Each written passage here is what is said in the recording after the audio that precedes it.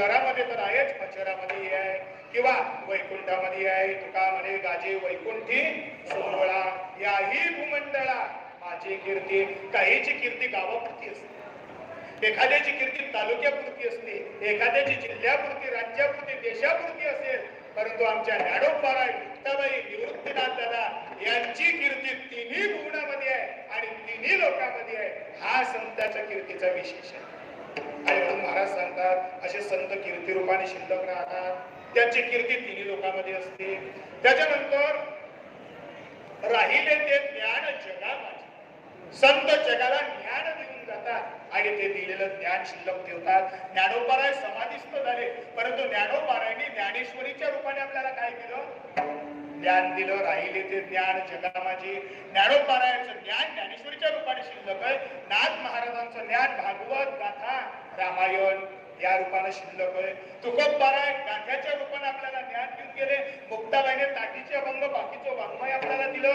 ते ज्ञान जगामध्ये शिल्लक ठेवून जातात जगाच्या उद्धाराकरता. अजून काय शिल्लक राहतं त्यांचं गेल्यानंतर? तर महाराज वर्णन करतात राहिल्या त्या समाधी.